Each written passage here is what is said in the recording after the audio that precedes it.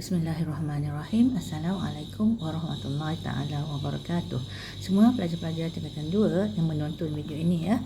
Okay, thank you for watching and also please subscribe kalau yang belum subscribe, and also share with your friends or anybody you know yang need this ya, untuk bantuan matematik dan sains. Ini sains tapi saya ada juga buat kelas matematik ya. So subscribe lah supaya dapat notification. Okay, so kita dalam first and foremost betulkan niat belajar lillahi ta'ala, and then look, we are using this book, and this book adalah buku teks sekolah aja ya.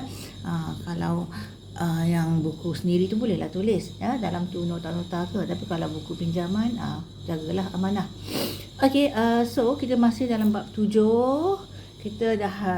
Saya dah terangkan tentang apakah itu elektrostatik, charge elektrostatik, daya elektrostatik, and then kemudian before that pelbagai tenaga. Last kali was tentang elektroskop, termasuk elektrostatik dalam kehidupan harian kita. Okay, today we continue in page 147. I repeat, 147. Okay, as I've mentioned in the previous class yang sebelum ni, kita dapati kilat yang kita lihat, fenomena yang agak common atau biasa di Malaysia, kilat ya, tambah musim-musim ni sehari dua ni memang hujan lebat, kilat dan sebagainya. Okey, kita telah lihat dari segi sainsnya dia adalah pengaliran cas-cas negatif daripada langit kepada tempat tertinggi di bumi. Ada juga kilat antara awan ke awan ya. Okey, so itu taklah yang akan ditekankan di sini, tapi kita nak lihat bagaimana kilat terhasil kalau kita nak cuba buat dalam makmal. So in page 147 tadi kita lihat simulation ya, kejadian kilat dapat ditunjukkan di makmal sekolah. Okey, kita akan use penjana Van de Graaff satu ataupun mesin Wimshurst. Biasa kat sekolah memang Van de Graaff lah, itu paling mudah ya. Okey, kita lihat aktiviti 7.3. Alat Van de Graaff ni, penjana Van de Graaff ni adalah sebagaimana gambar foto 7.4. Dia ada dome shape, bentuk spherical, bentuk sphere, kemudian ada tiang dia, kemudian dia ada base dia, dan dia ada benda yang rotating ya, sebab dia akan menyebabkan geseran berlaku di dalam dome tu, di dalam kubah tu, kubah bulat tu ya. So geseran itulah yang akan menghasilkan elektrostatik. Kita lihat tujuannya dulu. Aktiviti 7.3 ni, ini adalah untuk menjalankan apa? Simulasi kejadian kilat. Kita gunakan apa? Penjana Van de Graaff. Ini sebenarnya nama orang Van de Graaff generator ni. Van de Graaff nama orang. Radas dia penjana Van de Graaff. Arahan first you have to hidupkan, that means you on penjana Van de Graaff. Okay, then selepas beberapa minit ataupun Van de Graaff generator tadi, after a few minutes, dekatkan sfera logam yang nampak tu dalam gambar foto 7.5. Dia letakkan sfera logam tu di atas base, di atas tapak Van de Graaff tu. Okay, pada kubah, dan catatkan pemerhatian. You should see some reaction. Okay, soalan, apakah pemerhatian anda dalam aktiviti ini? I really hope your teacher do this in school, because it's basic of electricity. Kedua, so you should know the answer ya, when you look at when you did the activity in school, dalam lab, dalam makmal. Nombor 2, apakah yang akan berlaku jika cepir logam elektroskop didekatkan pada kubah penjana Van de Graaff? That one also you should be doing that in school. And eksperimen ni bukanlah sesuatu yang complicated, yang berbahaya. So yang ni patut dibuat di sekolah-sekolah. Okey, kita lihat penyelesaian masalah harian berkaitan elektrostatik. Antara seorang anak perempuan dan ayahnya, budak perempuan dia kata, baru 2 hari lepas saya bersihkan skrin TV ini, sudah berhabuk lagi. If you realize that in your home, dekat rumah-rumah, sometimes dah bersih dah TV, kemudian ada habuk melekat-lekat lagi. Kalau ada cap-cap tanda kecil, tangan-tangan kecil, tu biasalah kan. Kalau ada within reach untuk yang boleh di touch. Tapi sometimes habuk ada so apa ayah dia jawab, look, skrin TV cepat berhabuk kerana cas negatif pada habuk. Cas apa? Positif, negatif? Negatif pada habuk tertarik ke cas positif pada skrin TV. Cuba gunakan kain mikro gentian yang merupakan bahan anti elektrostatik supaya skrin TV tidak cepat berhabuk. Sometimes kalau tutup TV pun, I don't know the latest TV lah, saya tak pasang TV sangat ya. Awak pun saya rasa jarang dah pasang TV ya, sebab awak banyak guna skrin lain. Okey, kadang-kadang kita lalukan tangan kita masa-masa saya zaman dulu biasa TV lah, zaman kecil, zaman remaja dan sebagainya. Bila lalukan, katakan nak lalu, kita nak bagi tutup switch ke, rasa macam dia tarik bulu rumah kita. Sama lah, because screen TV tadi charge dia apa? Positive ya. So dekat awak punya bulu rumah tu, that means dia adalah negatif ya. So dia akan nak neutral kan. Dia suruh berkumpulan aktiviti 7.4 kita tinggalkan, kita lihat muka surat 148. Okay, this is where we going to learn about electricity, keelektrikan. Okay, dengan memahami apakah arus elektrik. Before kita faham apakah arus elektrik, kalau awak pergi ke tepi sungai, lepas tu ada dengan sesiapa yang lebih dewasa ke, kemudian yang dewasa kata ke awak, tengok tu arus dia lajunya arus sungai tu ya. Sebab lepas tu sama JL jawab pula, oh sebab tadi hujan lebat kan, air banyak kan. Okay, what do you understand by arus sungai yang laju tu? Apa faham? Tentulah apa? Air yang banyak mengalir sehala. Boleh tak sehala? Ada yang turun, ada yang patah balik air sungai. Kecuali lah dia ada pusar yang lubuk ya, dekat corner-corner sometimes ada ya, bahaya ya that one. Kalau termasuk boleh terus tersedut ke dalam. Tapi kalau yang normal pergi sungai, dia mengalir sehala dengan banyak, betul tak? Kalau sikit dia adalah stream, sungai kecil. Tapi kalau dia banyak, dia sungai besar.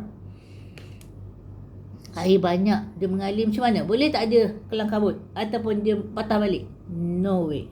No way nak U-turn. Dia mesti sehala. Apa yang mengalir kalau arus sungai? Air. I don't think anybody will pertikaikan ni. That's very, very true from your everyday experience dari kecil lagi. Okay, so now kita lihat arus elektrik. Perkataan arus tu sama, tapi dia talking about electric. Okay, so I think you are aware gambar foto 7.6 sel kering. Dia letak aja nama ABC. Kat Malaysia ni banyak everyday pula everyday. Apa lagi? Lupa pula saya nama bateri kat Malaysia. Macam-macam kan? Sekarang ni masuk Duracell. Sekarang ni masuk China punya bateri DIY pun ada, macam-macam lagi ya.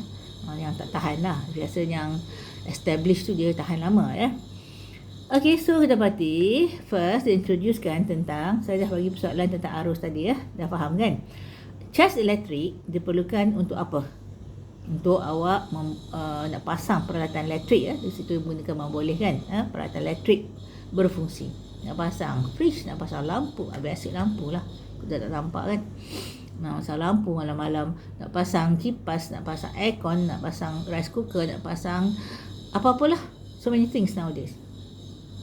Okey, jadi bila kita nak pasang, katakan lampu, dia menjadi tenaga apa? Bila nampak? Tenaga cahaya.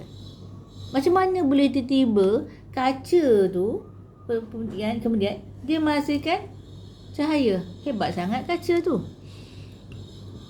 Macam mana tiba-tiba electric kettle, okey, yang kadang-kadang dia punya badan tu bentuk jug yang plastik tu, dalam tu ada lingkaran besi, tiba-tiba memanaskan air.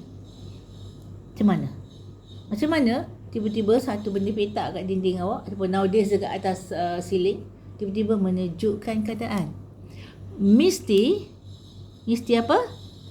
Menggunakan tenaga. Kaca tadi, dari mana yang lampu tadi? Dari mana datang tenaga? Daripada elektrik. Tenaga elektrik tukar kepada tenaga cahaya. Electric kettle, daripada mana? Tenaga elektrik kepada tenaga haba. Aircon, tenaga elektrik kepada menejukkan dan sebagainya lah. Kipas, tenaga elektrik kepada tenaga kinetik, berpusing kipas tu. Right? Okay. So this tenaga elektrik, what is that? Kita lihat. Seterusnya tadi belum lagi menerangkan tenaga yang diperlukan untuk mengalihkan cas elektrik. So elektrik tu, tenaga elektrik tu mesti ada tenaga alirkan cas elektrik. Boleh dijana, apa maksud jana? Dihasilkan, dibuat, okey, daripada sumber-sumber seperti penjana elektrik. Penjana ni untuk buat elektrik lah. Sel kering, gambar foto 7.6, dan sel suria. Nowadays you can see banyak rumah guna sel suria. Ya, saya pun guna solar spotlight malam-malam. Letakkan dia punya panel atas atap, kemudian sambung, lampu tu akan bercahaya. Alhamdulillah saya beli tak ditipu sebab China punya produk. Daripada 7 malam boleh gelap je sampai 7 pagi. In fact 7 pagi ada lagi dia punya bateri. So alhamdulillah ya. Tak payah segitu, tak payah bayar duit bil elektrik. Kalau tidak, kalau spotlight mahal bil elektrik ya, sebab dia banyak menggunakan tenaga untuk mencerahkan. Okey, so kita dapati cerahkan kawasan luar rumah pada waktu malam. Apakah hubungan antara cas elektrik dan arus elektrik? Now we know about two words, cas elektrik. From electrostatic tu ada cas. Now arus elektrik, seterangkan tentang sungai tadi, mengalir macam mana? Mengalir satu hala. Tangan ni kotor pula. Okay, so kita akan lihat aktiviti 7.5, and I really hope your teacher do this in school supaya awak nampak kesan dia and awak faham. Kalau tak faham, dah buat kat sekolah, tak faham lah benda tu. Sebab awak sibuk main ke, ataupun cikgu tu jenis yang buat je lah tapi tak terangkan ke. Sebab dia ingat awak pandai, bijak, boleh fikir sendiri dan sebagainya. Okey, kalau tak faham, kalau belum buat, kalau tak akan buat pun, fahami apa saya akan ajar dalam aktiviti 7.5 ini, di mana tujuannya adalah untuk mengkaji hubungan antara cas elektrik dan arus elektrik. Macam mana hubungan dia? Ada kaitan ke tak ada? Okey. Tapi if you do this experiment, make sure pastikan semua radas adalah kering dan neutral ya. Okey, neutral tu apa? Proton dan elektron dia sama banyak bilangannya. So dia mesti keadaan kering. Kalau dah alat dia bercas, tak jadilah. Dia mesti neutral, keadaan normal lah. Okay, so di radas, Van de Graaff generator, galvanometer. Apa fungsi galvanometer?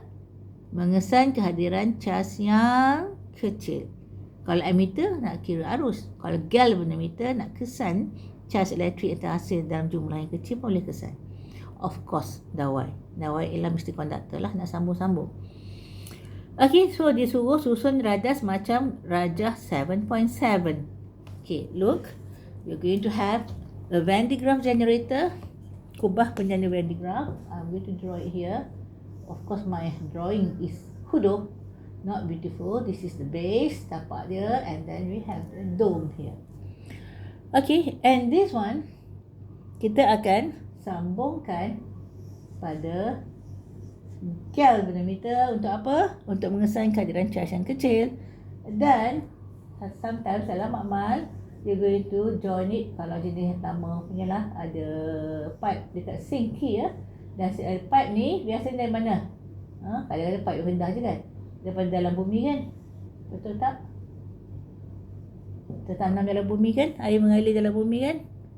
Sistem perpaipan kita. Okay, so now jangan sambung lagi. You on this, what happen? You on this, ada geseran tak? Geseran masuk ke apa? Electrostatic. That means hasil dia. Tapi ni agak banyak juga ya. Agak banyak juga, bukan yang sikit gosok-gosok pembereskan rambut tu. Ni agak banyak juga ya. So, then kita sambung pada ni. Wire ni. What happened? Sambung aja. Ni mana bacaan? Saya buat salah. Saya gerak ke kanan. Kiri ke kanan ke mana-mana. Daripada kosong memula, kosong tengah-tengah dia gerak. Ataupun ada galvanometer yang sometimes 0 terus lah kan. Tapi yakin ambil yang galvanometer biasa. Kosong dia gerak ke kanan. Apa dia kesan? Cas elektrik yang kecil. Mana datang lah? Mana ada sambung plug? Tak ada. Mana datang? Okay, what happen is, dia terang tak kat sini? Tak ada. Okay, saya terangkan. What happen is, bila ini dicas, okey, ini bercas. Ke mana pergi dia punya negatif? Tak, ini boleh gerak tak? Positif. Positif tak boleh gerak. Tak boleh. Tak boleh gerak ya. Negatif boleh gerak. Right?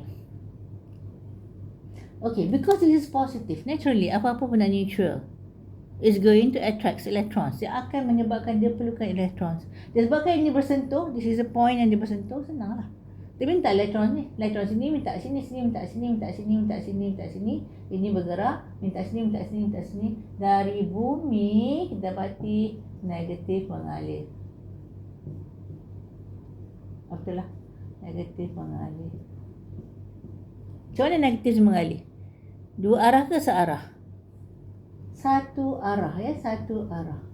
Macam arus tadi. Tadi arus sungai, ini arus negatif.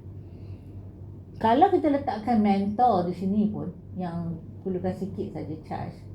Mentol. Apa yang dekat mentol ni? Dia akan menyala. Kalau ini bersambung. Kalau putus kan, tak ada nyala, tak ada bacaan.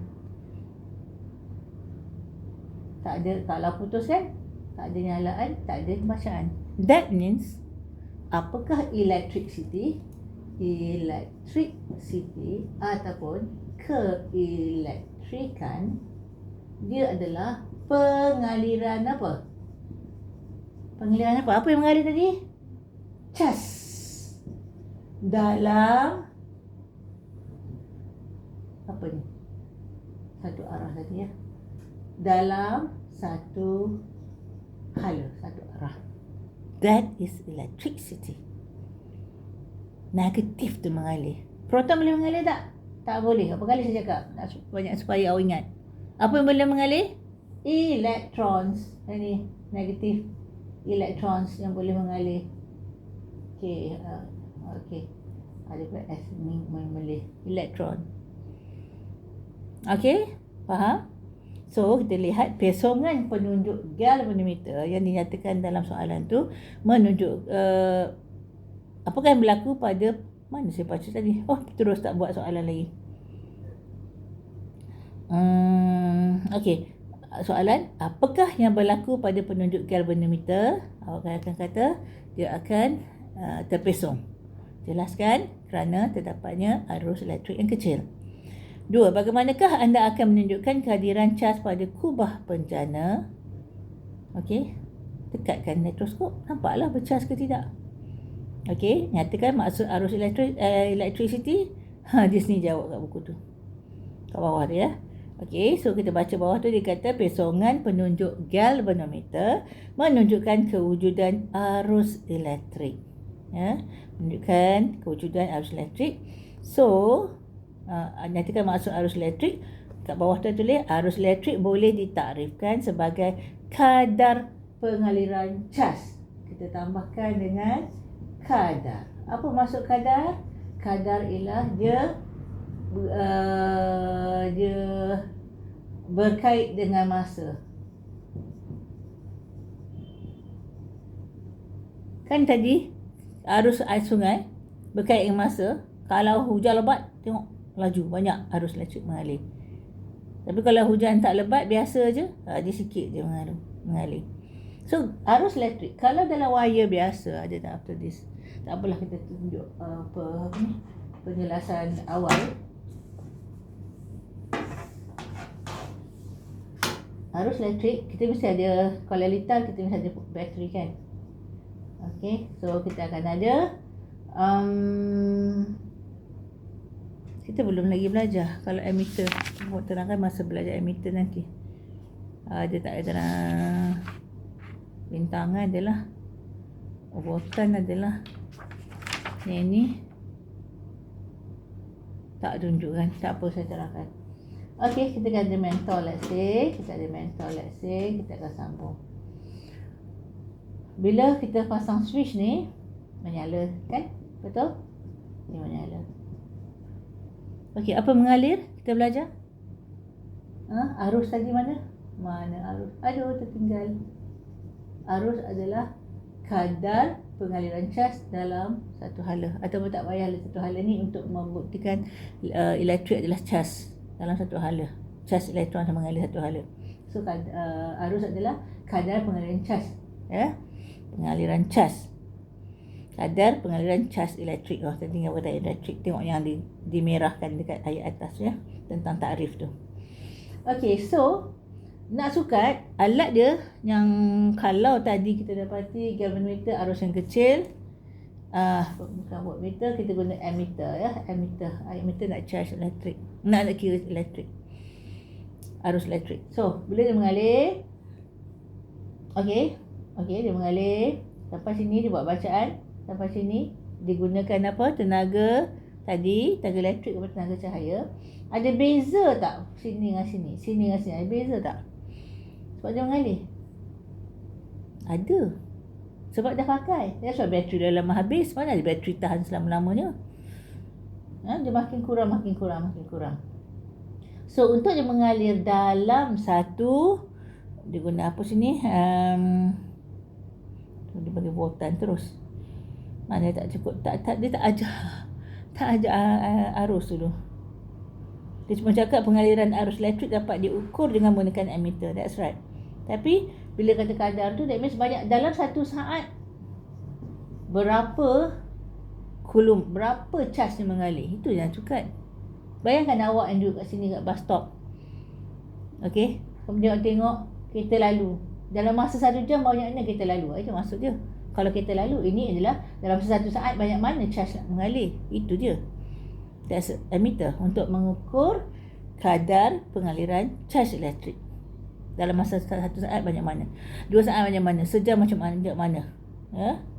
Okey, so disebutkan di situ pengukuran kuantiti elektrik. Pengaliran arus elektrik dapat diukur dengan menggunakan ammeter macam gambar ini voltmeter. Tak ada pula gambar dia. Tak apalah, tingkat sekolah ke apa, tahulah tengok. Lebih kurang macam voltmeter tapi lain. Tulis A kat situ, bukan V kat tengah-tengah tu. Anda telah belajar semasa tingkatan 1 bahawa unit SI bagi arus elektrik ialah ampere A.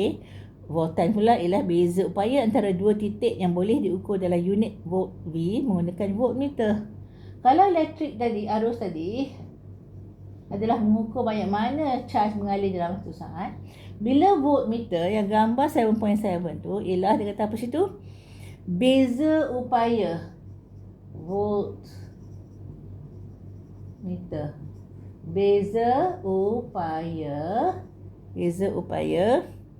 di antara dua titik. Saya tak tulis di antara terus. Antara dua titik. Okey, kalau ini dia ngalir kat dalam kan? Tapi kalau voltmeter dia kena pasang macam ni. Nak tengok sini banyak mana bandingkan dengan ni, so beza ini sebab dah pakai ni. Itu voltmeter. Ammeter untuk ini ammeter. Yang mengukur arus charge mengalir 1 saat. Dalam masa 1 saat. Ini adalah untuk beza upaya antara dua titik. Banyak mana dah guna dah antara dua titik. Titik ini.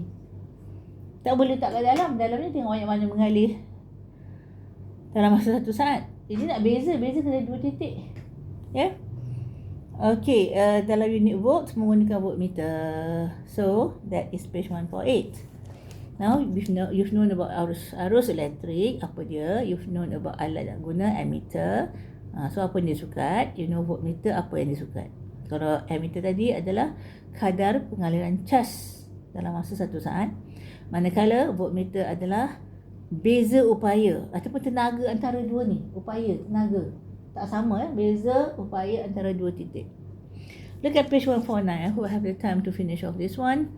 Tujuan adalah untuk mengukur arus voltan dengan alat pengukuran sesuai. That means ammeter dengan voltmeter. So just you read yourself. A. Mengukur arus menggunakan ammeter. So arahan sambungkan litar seperti yang tunjukkan dalam gambar foto 7.8. Menggunakan satu sel kering. Satu je. Okay, hidupkan switch saya catatkan bacaan ammeter. Perhatikan kecerahan mentol. Saya buat dua mentol. Satu mentol boleh ya. So suruh buat bacaan ini. Ini dalam bentuk litar punya lukisan ya. Gambar tu dia tak buat bentuk litar punya lukisan. Dia gambar macam biasa. Gambar benda yang ditangkap gambar kan. Okey. Dan tengok dia punya kecerahan mental, dikuatkan pemerhatian. Lepas tu tak 2 pula bateri, saya terus 3. 1 dulu, lepas tu 2, kali itu buat 3. Dan tengok, catatkan perbezaan bacaan dan juga kecerahan mental. Patutnya kalau ikut gambar foto 7.8 saya guna 1, saya tak boleh guna 2. Okay, so that is going to be nak ukur arus. So you have to have the answer dalam pemerhatian. This one you have to do in school. Okay, sini saya teori saja supaya faham. Now, untuk mengukur voltmeter, voltan menggunakan voltmeter. Look, kalau tadi kita sambung secara apa? Bersiri. Ini bersiri ya. Untuk ammeter kita pasang secara bersiri. Bersiri satu per satu. Tapi kalau voltmeter kita kena pasang selari ya, selari. Okey, kita suruh note tu. Kalau salah pasang tak jadi ya. So sambung detail seperti tunjukkan dalam gambar foto 7.9 menggunakan satu set kering. So hidupkan switch, catatkan bacaan voltmeter, perhatikan kecerahan mental, rekodkan pemerhatian dan suruh tukar 2 set kering, 3 set kering. Macam ni tapi alat berbeza. Macam tadi, tapi alat berbeza ya. Kalau voltmeter pula kena pasang macam ni. Okey. Catatkan pemerhatian dan look at soalan, apakah hubungan antara arus elektrik dengan penambahan bilangan sel kering? So agak-agak makin terang tak tadi? Kalau kita tambah sel kering, tentulah makin terang. Tentulah bacaan lebih tinggi.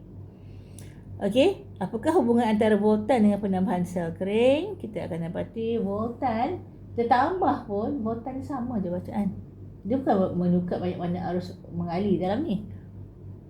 Okey, dia cuma menukar antara titik ini. Kalau satu je mentor, sama je bacaan. Untuk voltan kedua, voltan ketiga. Okey, 3. Berikan satu inference bagi kecerahan mentor dan aktiviti A. So, inference dia, kecerahan mentor disebabkan lebih banyak cas elektrik yang dibekalkan apabila ditambah bateri. Okey, 4. Apakah hubungan antara voltan, arus elektrik dengan kecerahan mentor? Hubungan ya, semakin banyak semakin tinggi arus elektrik semakin cerah mentor. Kalau voltan pula penambahan arus penambahan bateri tidak akan meningkatkan voltan dan kecerahan mentor ya, kecuali tukar dia punya number of mentor. Okay, so hubungan antara arus, voltan dan rintangan. At least kita do a little bit of dia punya introduction dulu. Now kita lihat sebenarnya ada hubungan. Ada hubungan sometimes scary sikit. Okay, hubungan antara arus, voltan dan rintangan. Itu saja, scary itu saja je. Keupayaan sesuatu conductor. Conductor can be any logam. Okay, sebab logam semua conductor elektrik yang baik ya. So keupayaan sesuatu konduktor untuk menghadkan, that means to stop it, ataupun menentang pengaliran ya, stop it atau from perkataan had ya, menghadkan atau menentang aliran arus elektrik melaluinya dikenali sebagai rintangan. Okay, now introduce you now another one. Kita ada arus, kita ada voltan, kita ada rintangan. Rintangan ya, so rintangan ni dia halanglah, tak bagi arus mengalir. Walaupun semuanya membenarkan untuk konduktor, semua jenis logam ya, tapi ada yang sekat juga. Ada yang sekat sikit, ada sekat banyak. Ada yang sekat sangat banyak. So lain-lain ya. Okey, dinamakan bila dia sekat tu rintangan, dia punya unit adalah ohm. Nama orang juga ni. Dia punya simbol macam kepala botak ni. Okey, ohm. Kepala botak kan. Okay, perintang piawai mempunyai perintangan yang tetap. Itu ada perintang yang tetap aja. Kalau dulu orang belajar dalam KH dia ada yang macam kacang panjang tu pun dia ada belang-belang tu kan. Okey. Ada yang tetap atau boleh ubah. Dia. Manakala perintang boleh tetap, boleh ubah atau rheostat. Nama lain bagi perintang boleh ubah, apa nama lain dia? Rheostat mempunyai rintangan yang boleh diubah. Ya, so dia ubah-ubah. Okey, arus volta rintangan sebenarnya merupakan 3 kuantiti elektrik yang berkait rapat antara satu sama lain dengan suatu litar. Dia keluarga yang sama, litar yang sama, keluarga yang sama. Dia sepupu sepapat ke pak mentua ke, pak mentua pula dah. Uncle ke, aunties ke, pak mentua dah keluarga lain. Ya. Okey. Perubahan magnitud dalam salah satu kuantiti elektrik ini akan memberi kesan kepada magnitud kuantiti-kuantiti yang lain. Ya. Satu terjejas, kita ada 3 ya. 3. Okey. Kita tumpang sini. 1 arus, 2 voltan, 3 perintah. Ketiga-tiga ini, okey, dia berkait rapat dan kalau satu berubah nilainya, dia kesan pada yang lain. Satu berubah, kesan pada ini. Ini berubah, kesan pada ini. Ini berubah, ini kesan pada ini dan ini. Okey, so kita akan lihat dalam eksperimen pada kelas yang akan datang. Bukannya buat eksperimen, saya terangkan eksperimen 7.1 supaya awak faham insya-Allah. And if you haven't done this experiment, by the time you do this in school, mudah-mudahan awak dah tahu apa tu, anticipate, apa nak expect, apa nak jadi ke eksperimen tu, sebab awak dah faham.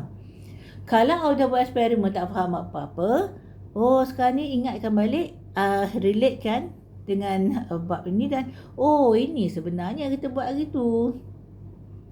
Okey, so barulah awak faham. Kalau yang tak ada cikgu lama, terpaksalah bergantung pada penerangan sahaja. Sometimes ada ya, kadang sekolah-sekolah di bandar especially tak cukup cikgu lelaki, banyak cikgu perempuan. Kadang cikgu salin dah. Kadang cikgu tua dah sakit lah, cuti lama. Kadang tunggu cikgu pengganti lambat masuk. Ataupun ambil cikgu sementara yang tak ada pengalaman. Dia pun terketar-ketar nak beritahu. Susah tau nak cikgu. Mula-mula orang rasa macam stage fright. tak adalah stage. Takut nak cakap. Kemudian betul aku cakap ni. It's not easy to be able to do public speaking. Cakap depan orang ramai dengan confident. Cakap dengan mak, dengan ayah, adik-beradik biasalah. Tapi cakap depan orang ramai dengan penuh confidence. It's not easy. Okay, so thank you for watching. That's all for today. InsyaAllah see you during the next recorded class. Hope you get benefit, dapat manfaatnya banyak. Okay, please share, please subscribe, and also Assalamualaikum warahmatullahi wabarakatuh. Lupa jaga solat 5 waktu, tak ada apa-apa, juga hormati guru-guru, orang tua lebih muda, sayangi. Okay, dan also work hard, insya-Allah berjaya. Jangan lupa doakan Palestin. Keadaan saudara Islam kita di sana amat teruk sangat, dikerjakan, dibantai, dibom, dibunuh, tidak diberikan elektrik, air, apa lagi? Tak tahu cakap dah. Hanya Allah boleh membantu mereka dengan doa-doa kita. Okey, Assalamualaikum warahmatullahi wabarakatuh. Subhanallah.